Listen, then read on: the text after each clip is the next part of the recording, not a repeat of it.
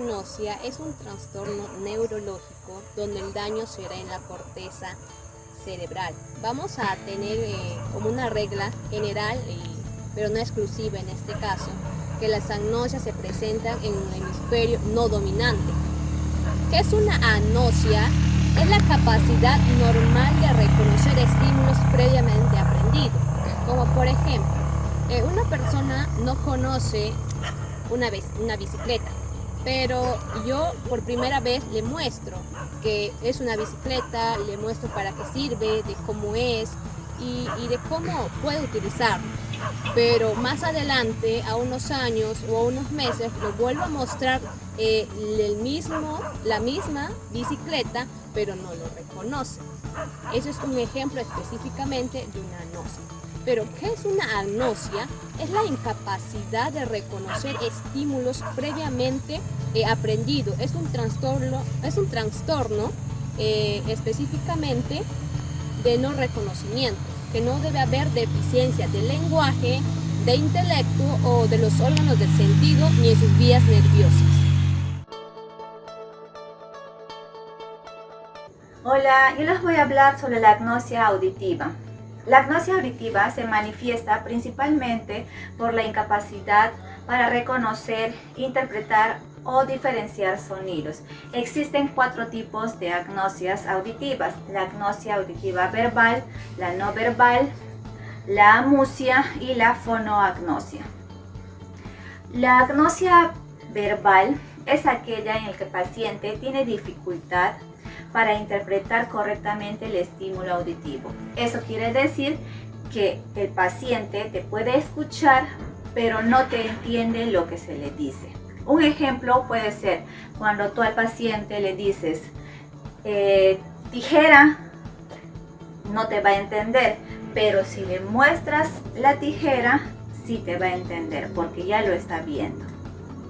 La agnosia verbal está asociada a lesiones corticales en la zona temporoparietal posterior con predominio izquierdo. También tenemos la agnosia auditiva no verbal, también llamada agnosia auditiva para los sonidos. Acá la agnosia auditiva es lo contrario de la agnosia verbal. Acá el paciente te va a entender lo que le dices, pero más no va a entender cuando lo haces ver. Así, digamos, que le dices pan, sí te va a entender, pero si le muestras un pan, no va a entenderlo. También tenemos lo que es la amusia. La amusia es la incapacidad para reconocer la música, el ritmo y la melodía. Por ejemplo, si el paciente tú le haces escuchar una música, puede ser una salsa, una balada, puede ser de repente su canción favorita, pero no va a poder llevar el ritmo, la melodía de la música. La fonoagnosia. En la fonoagnosia, aquí el paciente no reconoce las voces familiares ni los sonidos conocidos. Por ejemplo, el sonido de una moto. Va a pasar una moto haciendo ruido, pero él no lo va a reconocer. También puede ser la voz de su madre, la voz de su hermana. Puede estar hablando, pero no lo va a reconocer. Eso sería todo de mi parte. Gracias. Bueno, hoy hablaremos sobre la agnosia olfativa. En primer lugar, debemos conocer qué es una agnosia. La agnosia es la condición en la cual la persona no puede interpretar correctamente los estímulos sensoriales. Y viene la anosmia, que es la incapacidad de obtener información a través del olfato, ya sea por pérdida del mismo parcial o total. Pero, ¿qué ocurre en la agnosia olfativa? Su función del olfato es la relación con el medio que nos rodea y también es una acción de vigilancia si hay algo tóxico cerca o algún alimento que se encuentra en estado de putrefacto.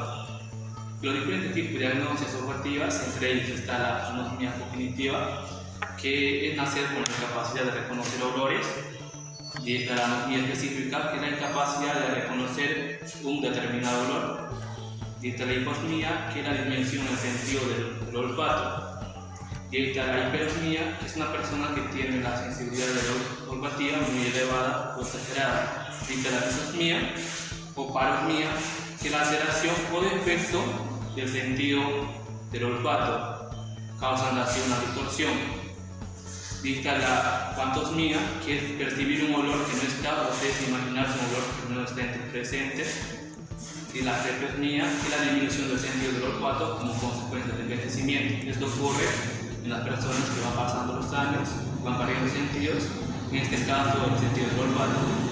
Y por último tenemos tratamientos para no invasivas, que son que cuando es un resfriado, pues mayormente no se hace nada, ya que se cura cortisona, pero cuando es una infección se debe tratar con antibióticos, que es un caso más fuerte, y también se pueden hacer lavados nasales con aguas centralizadas. Muchas gracias. Las agnosias visuales. Las agnosias visuales es el trastorno de que no se puede ver. El paciente puede tener los ojos bien, el nervio óptico bien, toda la vía visual bien. Él puede ver pero no reconocer. Entre ellas tenemos la prosopagnosia, la agnosia cromática, la simultagnosia, la sinectognosia y la alexia. La prosopagnosia es el trastorno de la incapacidad de no poder ver o reconocer el rostro de alguien. En la agnosia cromática es un trastorno del lóbulo occipital, bilateral, dominante y no dominante, que puede reconocer el significado de los colores entre los objetos. Tenemos a la simultagnosia. La simultagnosia es un trastorno, no reconoce simultáneamente de una misma imagen, pero sí puede reconocer un objeto individualmente. Tenemos a la sinectognosia. La sinectognosia es un trastorno temporal y no dominante. Ellos no reconocen los objetos en movimiento. Y por último tenemos la alexia. La alexia es un trastorno del lenguaje, ya que se trata de no poder leer bien, lo vea borroso o no reconoce las letras. Agnosias táctiles. Se trata de una alteración en la capacidad para reconocer objetos por medio del tacto. Es una ausencia de alteraciones somestésicas básicas. En este caso, no reconoce lo que toca. Por ejemplo, si a una persona vendándole los ojos le hago que toque específicamente una llave, yo puedo saber que es una llave, pero la persona que lo manipula y lo toca no va a saber qué es. En este caso podemos decir que es una agnosia táctil. La agnosia táctil, voy a mencionar tres agnosias. Está la ailognosia. En este caso se trata de una alteración en la capacidad de discriminar materiales por sus características básicas en esta ocasión. Es decir, que el sujeto no puede reconocer o identificar los estímulos presentados mediante el peso, la temperatura o la textura de los objetos. Amorfognosia.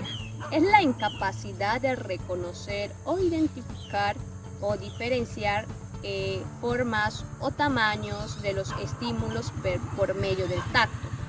Asteroagnosia. Nosotros normalmente tenemos el lóbulo parental no dominante con la capacidad de identificar solo con el tacto de los objetos, sin necesidad de verlos. O sea, podemos identificar, puedo saber, tan solo tocarlo, puedo saber que es una fruta, que es una llave, que es una mochila, que es una escobilla. En este caso, podemos identificar. Pero en este caso, cuando perdemos esta parte de esta capacidad, que es la asteroagnosia, y que ocurre cuando hay lesiones en el lóbulo parental no dominante, pierde la capacidad de no poder reconocer estos estímulos o estas Agnosias corporales. Es la incapacidad para identificar o reconocer la totalidad de nuestro propio cuerpo. Además, se clasifican en 6 componentes que son: 1. La somatognosia. Es cuando el paciente no reconoce como propia alguna parte de su cuerpo. Otro es la hemisomatognosia, que cuando el paciente dice que la mitad de su cuerpo le pertenece, pero la otra mitad no. Otro es la autotopagnosia, es cuando no reconoce la postura ni la posición que tenga en el espacio. Y otro es la somatopagnosia, que se dice que una parte de su cuerpo le pertenece a otra persona. Otro es la monoplejía, es el odio por alguna parte de su cuerpo. Y por último es la analgognosia, es la sensación de no proteger alguna parte de su cuerpo y pues algo a lo contrario lo posiciona a lastimarse. Gracias.